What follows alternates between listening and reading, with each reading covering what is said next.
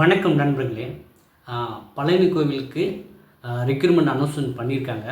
So இதில் நிறைய doubts இருக்குது, சரிங்களா? ஸோ எனக்கு நிறைய பேர் தனியாக கால் பண்ணி கேட்டீங்க. ஸோ எல்லாருக்கும் ரிப்ளை பண்ண முடியல. அதிலையும் கமெண்ட் செக்ஷன்லேயும் நிறைய நீங்கள் கேட்டிருக்கீங்க. ஸோ ஒட்டுமொத்தமாக உங்கள் கொஷின்ஸ்க்கு எல்லாமே பதில் சொல்கிற விதமாக இந்த காணொலி இருக்க போது நீங்கள் எதிர்பார்க்குற பதில் கடைசியில் கூட சொல்லலாம். அதனால் இறுதி வரைக்கும் ஸ்கிப் பண்ணாமல் பாருங்கள். இப்போ பார்த்தீங்கன்னா இந்த நோட்டிஃபிகேஷன் ஓல்டு நோட்டிஃபிகேஷனோட தொடர்ச்சியாக இல்லை புதுசாக கொடுத்துருக்காங்களா அப்படின்னு கேட்குறீங்க. ஸோ ஓல்டு நோட்டிஃபிகேஷன் தனிங்க, இதுக்கு தனி, சரிங்களா? அதுக்கு அப்ளை பண்ணவங்க இதுக்கும் அப்ளை பண்ணோன்னா நீங்கள் தனியாக தான் அப்ளை பண்ண முடியும். இல்லை நம்ம ஏற்கனவே அப்ளை பண்ணிட்டோமே அப்படின்னு விட்டுறாதீங்க. இது தனி நோட்டிஃபிகேஷன். அப்போ ஓல்டு நோட்டிஃபிகேஷன் என்னங்க ஆச்சு அப்படின்னு ஒரு கேள்வி வரும். ஸோ அது அரசு ரெண்டுக்கும் சேர்த்து கூட இன்டர்வியூ வைக்கலாம், சரிங்களா? அதனால் விண்ணப்பிக்கணும்னு நினைக்கிறவங்க, எனக்கு தேர்வே இல்லாமல் ஒரு வேலை கிடைக்கிது அப்படின்னு நினைக்கிறவங்க இந்த பணிக்கு தாராளமாக விண்ணப்பிக்கலாம், ஓகேங்களா? சரி, இந்த கொஷினுக்கு ஒரு பதில் கிடச்சிச்சு. அடுத்து எல்லாரோட கொஷின்ஸ் கேர்ள்ஸ் அப்ளை பண்ணலாமா, ஸோ விமன் கேண்டிடேட்ஸ் அப்ளை பண்ணலாமா இந்த பணிக்குன்னு கேட்குறாங்க. தாராளமாக நீங்கள் அந்த கல்வி தகுதி இருந்துச்சு அப்படின்னா அந்த நோட்டிஃபிகேஷனை பார்த்து நீங்கள் தாராளமாக அப்ளை பண்ணலாம், ஓகே. ஸோ ஒரே அப்ளிகேஷன் ஃபார்மில் எல்லா பதவியின் பேர் விண்ணப்பிச்சு போதுமா? நான் 4-5 பதவிக்கு விண்ணப்பிக்க நினைக்கிறேன். ஒரே அப்ளிகேஷனுக்காகவே போதுமா அப்படிங்கிற ஒரு கேள்வி வருது. ஒவ்வொரு பதவிக்குமே நீங்கள் தனித்தனியாக தான் விண்ணப்பிக்கணும். ஒவ்வொரு பதவிக்கும் நீங்கள் தனித்தனியாக விண்ணப்பிக்கணும். ஒரே அப்ளிகேஷனில் எல்லாமே பண்ண முடியாது. ஸோ இந்த கேள்வி எல்லோரும் கேட்டீங்க. நம்ம ஹவு டு அப்ளை, ஸோ நீங்கள் எப்படி இந்த விண்ணப்பிக்கிறது அப்படின்னு நம்ம டீட்டெயில்டாக ஒரு வீடியோ காணொலி உள்ள நம்ம ஏற்கனவே வீடியோ போட்டிருக்கோம். அதை நீங்கள் பார்க்காதவங்க பார்த்துக்கோங்க, சரிங்களா? அடுத்ததாக எனக்கு அப்ளிகேஷன் ஃபார்ம் தாங்க, கான்டாக்ட் சர்டிஃபிகேட் ஃபார்மேட் கொடுங்க அப்படின்னு நிறைய பேர் கேட்குறீங்க.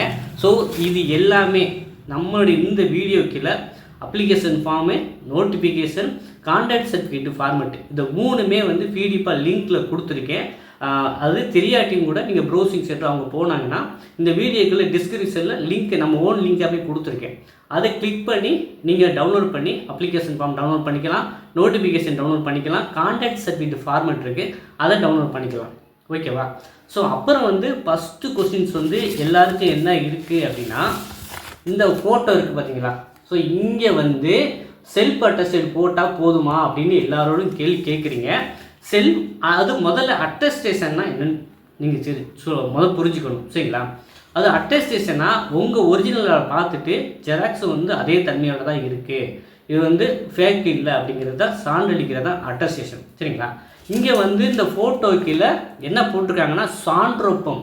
அது அட்டஸ்டேஷனோட தமிழ் வடிவம் தான் சான்றொப்பம். ஆனால் சான்று ஒப்பம் அப்படின்னா மற்றவங்க சான்று அளிக்கிறது.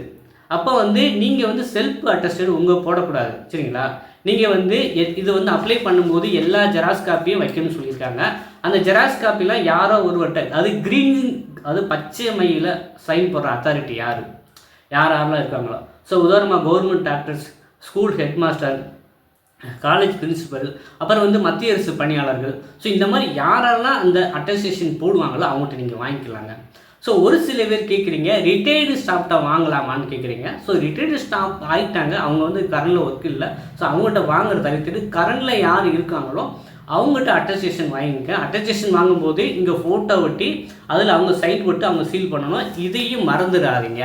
ஸோ இது ஒரு கொஷின்ஸ் கேட்குறீங்க. இல்லை எங்கள் கையெழுத்து போட்டாலே போதுமானன்னு செல்ஃப் அட்டஸ்டட் கேட்கல, சான்றொப்பம் அட்டஸ்டேஷன் கேட்டிருக்காங்க, சரிங்களா? அப்புறம் நிறைய பேர் கேட்குறீங்க, நான் ஓட்டர் ஐடி வைக்கணுமா, ரேஷன் கார்டு வைக்கணுமா, ஆதார் கார்டு வைக்கணுமானா கண்டிப்பாக வச்சு தான் ஆகணும். அது ஏதாவது ஒன்று இல்லைங்க, இந்த ஓட்டர் ஐடியெல்லாம் விட்டுருங்க, இருக்கிறத அது ஆதார் கார்டு கண்டிப்பாக எல்லோரும் வச்சுருக்கீங்க. ஓட்டர் ஐடி, ரேஷன் கார்டு எது இருக்கோ அதை வச்சு அனுப்பிச்சி விடுங்க, அதுலேயும் அட்டஸ்டேஷன் வாங்கிடுங்க, ஓகேவா?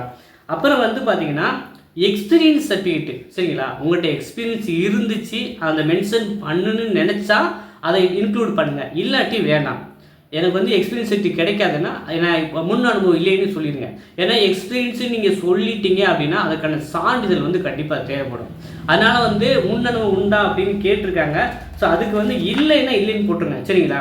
அது நோட்டிஃபிகேஷனில் அந்த அப்ளை பண்ணதில் 17 காலத்தில் முன் அனுபவம் பற்றி கேட்டிருக்காங்க சரிங்களா. இருந்தால் நீங்கள் வந்து அதுக்கான சர்டிஃபிகேட் வைக்கணும், அதை மென்ஷன் பண்ணியிருந்தா. இல்லாட்டி வந்து நீங்கள் முன் அனுபவம் இல்லைன்னே அங்கே போட்டுடலாம். அப்புறம் வந்து 18வது பொதுவானவே கேட்டிருக்காங்க, அது வந்து நாட் அப்ளிகபிள்னு போட்டுருங்க. 19வது வந்து பார்த்தீங்கன்னா ஏற்கனவே வேறு கோயிலில் ஒர்க் பண்ணிக்கலான்னு கேட்குங்க. ஸோ நிறைய பேர் அவர் வேறு கோயில் ஒர்க் பண்ணியிருக்க மாட்டீங்க, அதனால் வந்து அதுவுமே நாட் அப்ளிகபிள் ஏன்னு போட்டு முடிச்சுருங்க. கடைசியில் வந்து இந்த அப்ளிகேஷன் ஃபார்ம் இருக்குல்ல, அதில் அட்டஸ்டேஷன் வாங்க தேவையில்லை. எங்கே ஃபோட்டோ கேட்டிருக்காங்களோ அது மட்டும் அட்டஸ்டேஷன் வாங்கினா போதும். அப்புறம் வந்து போலீஸ் கிளியரன்ஸ் சர்டிஃபிகேட் இப்போவே வாங்கலாமா அப்படின்னு கேட்குறீங்க. அது வந்து நீங்கள் இன்டர்வியூ போய்ட்டு அப்பாயின்மெண்ட் ஜாயின் பண்ணுவீங்கல்ல, அப்போ தான் medical fitness certificate police clearance certificate வந்து வாங்குற மாதிரி இருக்கும். இப்போதைக்கு தேவையில்லை. அப்புறம் வந்து பார்த்தீங்கன்னா கான்டாக்ட் சர்டிஃபிகேட் யார்ட்டங்க வாங்குறது அப்படின்னு கேட்பீங்க. ஸோ அதுவுமே யார்கிட்ட வந்து நீங்கள் ஜெராக்ஸ் காப்பியெல்லாம் இந்த கான்டாக்ட் சர்டிஃபிகேட் ஃபார்மெட் வந்து நான் இந்த வீடியோக்குள்ள டிஸ்கிரிப்ஷனில் கொடுத்துருக்கேங்க. இந்த கான்டாக்ட் சர்டிஃபிகேட் வந்து 2 காப்பியாக வாங்கிக்கோங்க சரிங்களா. இந்த கான்டாக்ட் சர்டிஃபிகேட் 2 காப்பியாக வாங்கிக்கோங்க. ஒன்று வந்து நீங்கள் அப்ளை பண்ணும்போது அனுப்பிச்சி விடுங்க, இன்னொன்று வந்து நீங்கள் சர்டிஃபிகேட் வெரிஃபிகேஷன் போது கொண்டு போகிறதுக்கு பார்த்துக்கோங்க சரிங்களா.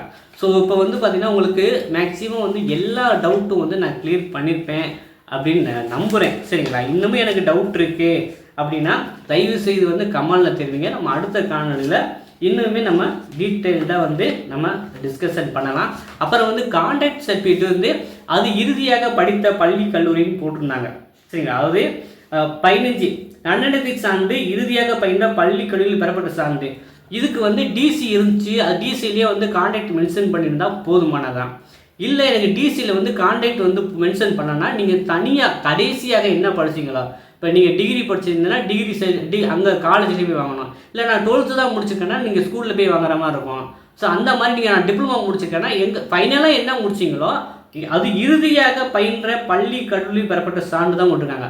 நான் வந்து எம்ஏ எக்கனாமிக்ஸ் படிச்சிருக்கேன், இல்லை பிஜி படிச்சிருக்கேன், இல்லை வேறு ஏதாவது கோர்ஸ் படிச்சுக்கனாலும் கடைசியாக எங்கே முடிச்சிங்களோ அங்கேருந்து கான்டாக்ட் சர்டிஃபிகேட் இருக்கணும். அதோட டிசி வச்சுருப்பீங்க, அதில் வந்து கான்டாக்ட் இருக்கும். இல்லைன்னா நீங்கள் தனியாக போய் வாங்கி அப்ளை பண்ணுற மாதிரி இருக்கும். அது எல்லாருமே சொல்லுவாங்க, சிறப்பான தொடக்கம் பாதி வெற்றிக்கு சமம் அப்படின்ட்டு. அப்போ வந்து நீங்கள் அப்ளை பண்ணுற மாதிரி அது சிறப்பாக அப்ளை பண்ணிட்டீங்கன்னா ஸோ உங்களுக்கு வந்து ரிஜெக்ஷன் வந்து இப்போ வந்து பார்த்திங்கன்னா நிறைய அப்ளிகேஷன் வரும். அவங்க வந்து எதனா ரிஜெக்ட் பண்ணலான்னு தான் பார்ப்பாங்க. ஸோ அந்த அளவுக்கு உங்கள் அப்ளிகேஷன் வந்து அக்செப்ட் பண்ணிட்டாலே நீங்கள் பாதி வேலை கிடைச்சது சமம் சரிங்களா. அதனால் வந்து அப்ளை பண்ணும்போது ப்ராப்பராக வந்து அப்ளை பண்ணுங்கள், தவறு பண்ண வேண்டாம். ஸோ அதுக்காக நான் ஸ்பெசிஃபிக்காக ஏற்கனவே வந்து டாப் டு பாட்டம் எப்படி ஃபில் பண்ணுன்னு வீடியோ அனுப்பிச்சிருக்கேன். அதே போல் உள்ளக்க வந்து ஒரு கவர் வச்சு அனுப்பணும் சரிங்களா. அது 25 ரூபா ஸ்டாம்ப் ஒட்டி உங்கள் அட்ரஸ் போட்டு உள்ளக்க ஒரு கவர் வச்சு அனுப்பணும். இது ஏன்னா இதில் தான் உங்களுக்கு காட்டிட்டு வந்து வீட்டுக்கு அனுப்புவாங்க. ஸோ அவங்களாம் வந்து 25 ரூபாய்க்கு ஸ்டாம்ப் ஒட்டி உங்களுக்கு அனுப்ப மாட்டாங்க. நீங்களே 25 ரூபா ஸ்டாம்ப் வந்து ஒட்டி அனுப்பலாம். ஏங்க 25 ரூபா ஸ்டாம்ப் இல்லை, 10 ரூபா ஒரு 5 ரூபா தருவாங்க, அதை ஒட்டலாமான்னா அதுவும் ஒட்டிக்கலாம். 25 ரூபாய்க்கு ஸ்டாம்ப் போட்டணும், அதை மட்டும் நீங்கள் நோட் பண்ணிக்கோங்க. ஸோ இந்த கவர் வந்து பெரிய A4 சைஸ் கவர் வாங்கிக்கோங்க, அதில் வந்து இந்த கவர் வச்சுக்கோங்க. அப்புறம் வந்து பார்த்தீங்கன்னா அப்ளிகேஷன் ஃபார்ம் இருக்கும் சரிங்களா. ஸோ அது உள்ள ஃபோட்டோ கரெக்டாக ஒட்டிடுங்க. ஃபோட்டோவில் வந்து ஒட்டிட்டு உங்களுடைய சர்டிஃபிகேட்ஸ் சரிங்களா எல்லாமே அட்டாச்சேஷன் வாங்கிக்கணும். கான்டாக்ட் சர்டிஃபிகேட் வந்து 2 ஒரிஜினல் வாங்க சொன்னேன், ஒன்று அனுப்பிச்சி விடுங்க, ஒன்று கையில் வச்சுக்கோங்க. அதே போல் வந்து ID proof, Aadhaar card, voter ID அதோட ஜெராக்ஸு. அப்புறம் வந்து கம்யூனிட்டி சர்டிஃபிகேட் அது வேணும். அப்புறம் வந்து கல்வி தகுதி சான்றிதழ் அது வேணும். அப்புறம் எக்ஸ்பீரியன்ஸ் இருந்துச்சு அது வேணும். அப்புறம் டிசி கடைசியாக இறுதியாக பயின்ற கல்வி கல்லூரி. ஸோ இதெல்லாம் வந்து கரெக்டாக வச்சு அப்ளை பண்ணிடுங்க. ஸோ இது வந்து 2வது தடவை அந்த வீடியோ பண்ணுறேன். ஸோ நிறைய பேர் இன்னும் டவுட் கேட்டுக்கிருக்கீங்க.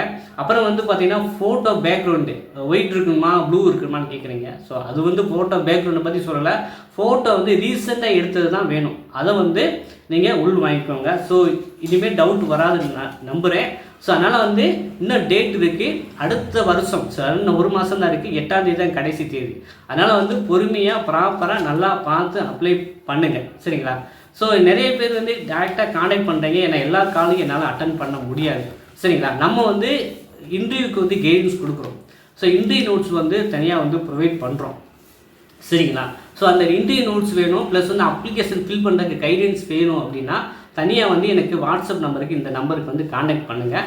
ஏன்னா வந்து உங்கள் தகவலை வந்து எனக்கு வாட்ஸ்அப்பில் மட்டும் பண்ணுங்கள், யாரும் ஃபோன் பண்ண வேண்டாம். ஏன்னா என்னால் அவ்வளோ கால்ஸ் அட்டன் பண்ண முடியாது. அதனால் வாட்ஸ்அப் மட்டும் உங்கள் வாய்ஸ் காலோ ஏதோ டவுட்னா பண்ணி வைங்க. ஸோ உங்களுக்கு இன்டர்வியூ நோட்ஸ் என்ன, இது இன்டர்வியூக்கு எப்படி தயாராகும், அப்ளை பண்ணுறதுக்கு எப்படி என்னென்ன ப்ரொசீஜருங்கிறது தனியாகவே நம்ம வந்து உங்களுக்கு டெடிக்கேட்டடாக சர்வ் பண்ணோம்னா நீங்கள் தனியாக எனக்கு இண்டிவிஜுவலாக வாட்ஸ்அப் பண்ணுங்கள், யாரும் கால் பண்ண வேண்டாம். ஓகேங்களா? ஸோ நம்ம வந்து இது சொந்தமாக டவுட்ஸ்னால் கமெண்டில் தெரிவிங்க. நம்ம அடுத்த காணொலியில் மீண்டும் சந்திப்போம். நன்றி, வணக்கம்.